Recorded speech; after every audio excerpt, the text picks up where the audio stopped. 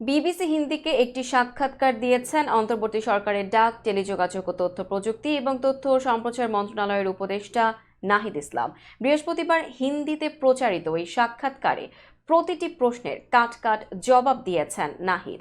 সাংবাদিক প্রশ্ন করেন, বাংলাদেশের সংখ্যালঘুদের সুরক্ষার বিষয়ে বারবার কথা বলছে ভারত, বিষয়টি আপনি কিভাবে দেখছেন? এমন প্রশ্নের জবাবে নাহিদ ইসলাম বলেন, এখানকার সংখ্যালঘুরা আমাদের নাগরিক, তাদের নিরাপত্তা দেয়া আমাদের দায়িত্ব। এ বিষয়ে ভারতের কিছু বলার দরকার নেই। যেটা নিয়ে ভারতের কথা বলা প্রয়োজন সেটা হলো গত জুলাই অগস্টে সংঘটিত গণহত্যা। বরং এই প্রশ্ন করা যেতে পারে, বাংলাদেশের বর্তমান চ্যালেঞ্জ মোকাবেলায় ভারত কী ধরনের সাহায্য করতে পারে, এ বিষয়ে কথা বলা প্রয়োজন। আরও বলতে চাই, ভারতীয় গণমাধ্যম আমাদের সরকারকে নিয়ে ভুল সংবাদ প্রচার করে যাচ্ছে। ভারতের উচিত এ বিষয়ে একটা সীমারেখা টানা। নাহিদ ইসলাম আরও বলেন, আওয়ামী লীগ জুলাই আগস্টে যে গণহত্যা ঘটিয়েছে সেটাকে ভারত কিভাবে দেখে সেটা তারা এখনো পরিষ্কার করেনি।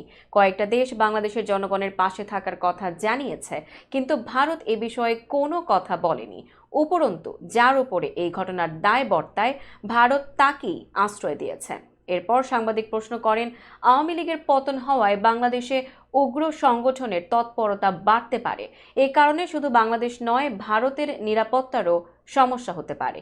জবাবে উপদেষ্টা নাহিদ বলেন, আপনি যা বলছেন সেটা আওয়ামী লীগের প্রচার করা অসত্য বয়ান। তারা বলতো আওয়ামী লীগ ক্ষমতায় না থাকলে উগ্রবাদী সংগঠনগুলোর তৎপরতা বেড়ে যাবে। এসব বলে বলে তারা এত বছর বাংলাদেশ শাসন করেছে। ভারতও এই বয়ান সমর্থন করে। পাল্টা প্রশ্ন করে তিনি বলেন, বাংলাদেশে আওয়ামী লীগ সরকারে থাক বা না থাক, এটা দিয়ে ভারতের সঙ্গে সম্পর্কে কেন প্রভাব পড়বে?